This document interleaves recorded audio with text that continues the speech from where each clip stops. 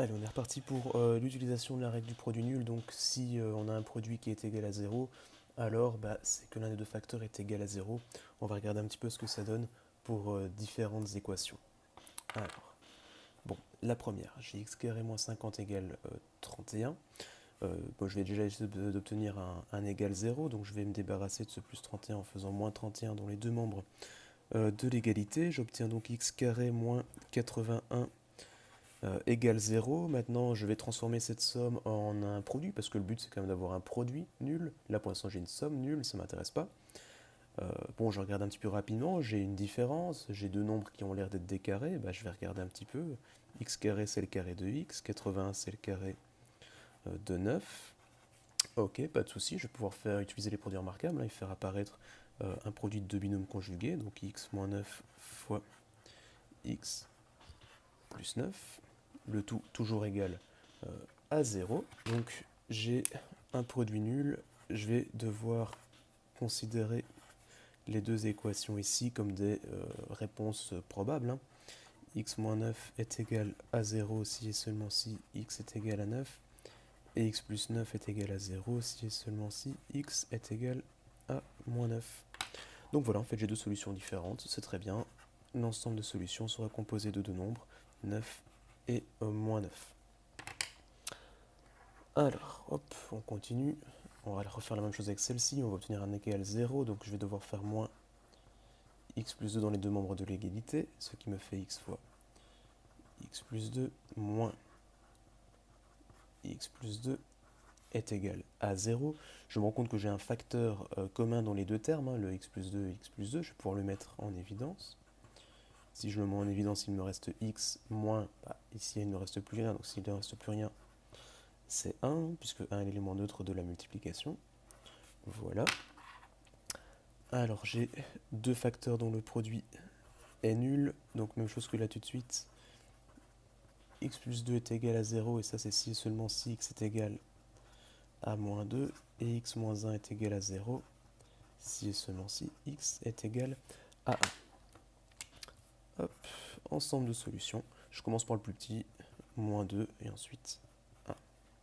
Terminé, je peux passer à la suivante. Vous voyez que ça va assez vite, dès qu'on comprend vraiment la technique, qu'on maîtrise un petit peu, mais bon, il faut s'entraîner, ça peut aller vraiment très vite ce genre de choses.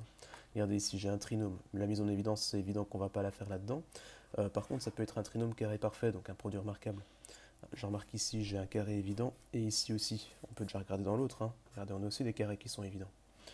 Alors, x carré, on l'a déjà vu, c'est le carré de x. 25, c'est le carré de 5, et si c'est bien un trinôme carré parfait, celui-ci devrait être le double produit de mes deux termes, donc moins 2 fois 5x, petite vérification, est-ce que x fois 5 est bien égal à 5x? Oui, c'est génial, donc je peux l'écrire comme le carré de la différence de x et de 5. Hop. Bon, dans ce cas-ci, j'ai deux fois le même facteur, c'est deux fois le facteur x moins 5. Hop, je n'aurai donc qu'une seule petite équation à résoudre. X moins 5 est égal à 0, et ça c'est si et seulement si x est égal à 5, donc ma solution cette fois-ci ne comportera qu'un seul nombre, c'est le nombre 5. Alors, on reprend avec la deuxième. J'avais déjà repéré un petit peu les carrés qui me semblaient être des carrés évidents, toujours avec x carré le carré de x, plus 36 le carré de 6, plus 2 fois 6x pour obtenir 12x. On va vérifier si c'est bien le double produit ou pas. Alors, est-ce que x fois 6 est égal à 6x? Oui, encore une fois, pas de souci, c'est génial. Je peux l'écrire donc comme le carré d'une somme cette fois-ci, puisque le double produit est positif, dont les termes sont x et 6. Voilà. À nouveau, une seule petite équation à vérifier. Donc x plus 6 égale 0, c'est égal à 0 si et seulement si x est égal à moins 6. Donc ensemble des solutions. Hop, un seul nombre, le nombre moins 6. Alors il reste un dernier cas que je voulais observer avec vous, c'est le cas où on va devoir utiliser la division par x moins a. Donc dans ce cas-ci, vous savez que pour la division par x moins a, il faut regarder les diviseurs et les opposés du terme indépendant. Donc les diviseurs de 2 et leurs opposés, c'est plus ou moins 1 et plus ou moins 2. Et je voulais revenir un petit peu sur la manipulation à la calculatrice. Donc réécrire le polynôme, dans ce cas-ci 3x cube moins 4x carré moins 5x plus 2. Voilà, avec ces calculatrices là, ça fonctionne avec d'autres aussi, il faut juste regarder un peu le mode d'emploi. Il y a une touche calque qui va me demander, voilà, ok, je veux calculer ce polynôme, mais pour quelle valeur? Bah là, je vais juste encoder les valeurs. Je vais d'abord faire avec 1 et appuyer sur exe. J'obtiens un reste de moins 4, donc c'est pas intéressant. Je vais recommencer avec moins 1. J'obtiens un reste de 0, donc tant mieux. Ça veut dire que si je prends un a qui est égal à moins 1, je vais avoir un reste qui est nul. Alors, il sera très bien, vu que c'est comme ça qu'on va factoriser, transformer notre fameuse somme en un produit, le produit d'un diviseur et d'un quotient dans ce cas-ci. Alors, donc je vais noter tout ça, je vais diviser par... Attention que c'est x moins a, ici le a est négatif, donc c'est x moins 1, ce qui veut dire que je vais diviser par x plus 1.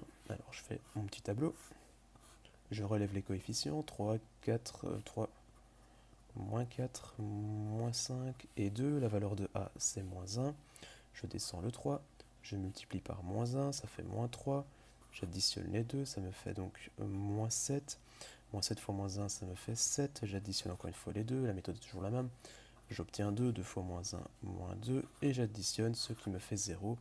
J'ai donc les coefficients de mon polynôme quotient, qui sont ici. Alors dans un premier temps, on va déjà écrire que 3x cube moins 4x carré moins 5x plus 2 est égal à mon diviseur, x plus 1 fois 3x carré, parce qu'on a terme indépendant, terme en x carré, et ça continue, terme en x cube, etc. etc. Donc 3x carré moins 7x plus 2. On va devoir vérifier, parce qu'on ne sait jamais, c'est peut-être encore factorisable. Je vais reprendre la calculatrice, je vais écrire mon nouveau polynôme, 3x carré moins 7x plus 2. Voilà, on verra mieux. Alors, calque, mais les diviseurs de 2 et leurs opposés, c'est 1, moins 1, 2, moins 2. Je vais déjà tester avec 1, ça ne fonctionne pas. Avec moins 1, ça ne fonctionne pas non plus. Avec 2, ça fonctionne, donc c'est encore faisable. Je vais prendre une autre couleur. Voilà, donc je peux encore le factoriser, je peux le diviser par x moins 2, donc avec une valeur de a qui est égale à 2. Allez, c'est reparti. 3 moins 7 et 2. Hop, la valeur de a, c'est 2. Je descends le 3, je multiplie. 3 fois 2, ça me fait 6. J'additionne, ça me fait moins 1. Je remultiplie, ça me fait moins 2. J'additionne, j'obtiens 0. Donc, 3x cube moins 4x carré moins 5x plus 2 est égal, c'est égal à x plus 1, fois ce polynôme-ci qu'on vient de refactoriser. Donc le diviseur, c'était x moins 2. Et notre nouveau quotient, c'est 3x moins 1. Voilà, et je sais que tout ceci est égal à 0, puisque ce polynôme-ci, on le voit ici, il était égal à 0.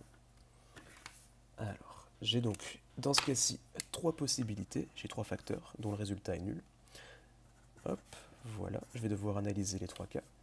Premier cas, x plus 1 est égal à 0, x plus 1 est égal à 0 que si x est égal à moins 1. Deuxième cas, x moins 2 est égal à 0 uniquement si x est égal à 2. Et troisième cas, 3x, hop, je remonte un petit peu, moins 1 est égal à 0 que si x est égal à 1 tiers. Donc j'ai 3 solutions pour cette équation-ci. Mes solutions, si je les remets dans l'ordre, moins 1, 1 tiers et 2. Et voilà.